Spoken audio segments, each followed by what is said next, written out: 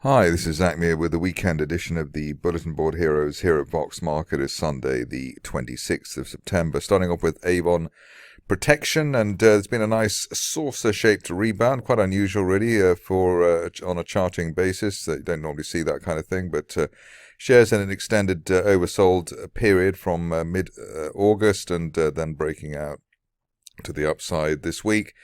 Initially, you're looking for an end-of-day close through the 50-day moving average at 22 and above. That could then suggest that the shares are heading up towards the top of the rising trend channel from July as high as 33 pence, perhaps as soon as the end of next month.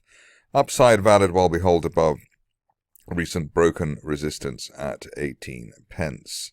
Moving on to Beowulf, where it's looking rather more encouraging than it has for quite a long time.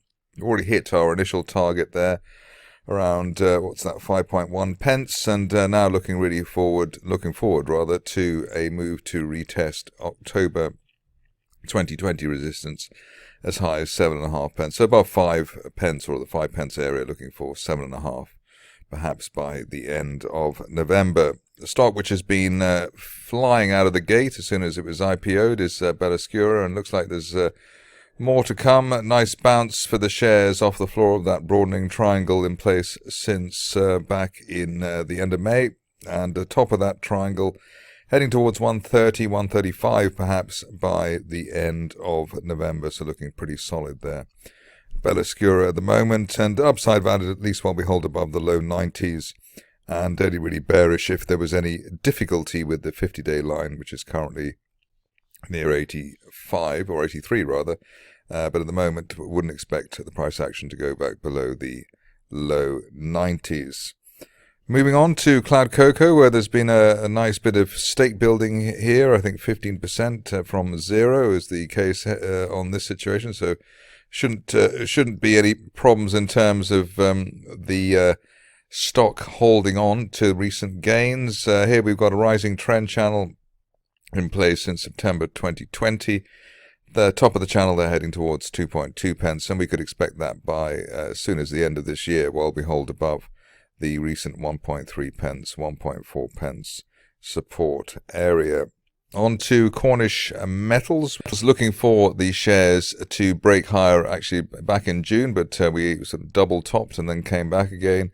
Here we've broken that line of resistance from back in August, the middle of August, at around 11.5 pence, and above that looking for 16 or 17 pence by the end of next month, especially after the bear trap gap reversal from below the 200-day moving average. That's currently around the 11 pence level.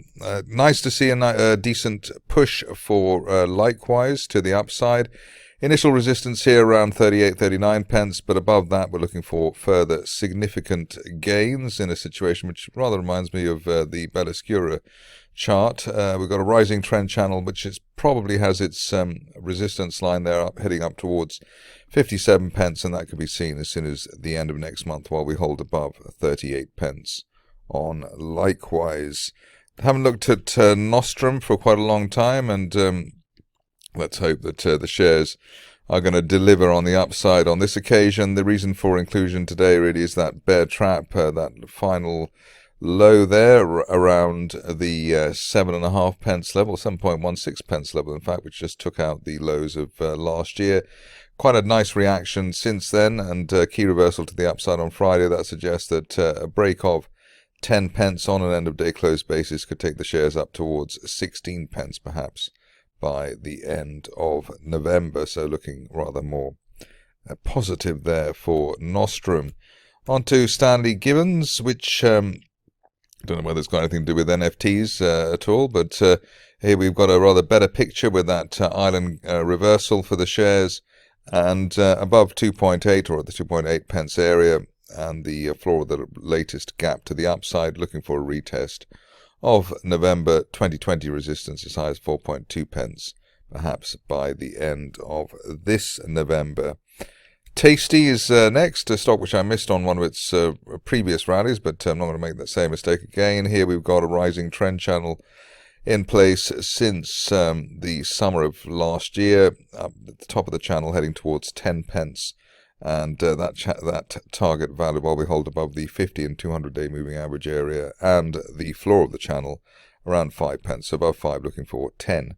Quite simple there, and that could be seen by the end of next month. Finishing off with Tomco, which I know has its very keen supporters. Been a bit painful over the last year or so with this, mostly the shares just pivoting either side of 0.5 pence. We had a full storm move there in June, but otherwise around the 0.5 area. Another go at the upside now with a break of that resistance line from last month at 0.6 pence. Above 0.6, we're looking for 0.9 again to retest June resistance, and also 1 year resistance for Tomco, and obviously bullish while we hold above 0.5, which has come in as support at the 200-day line earlier this month. That's it from me today. More updates tomorrow.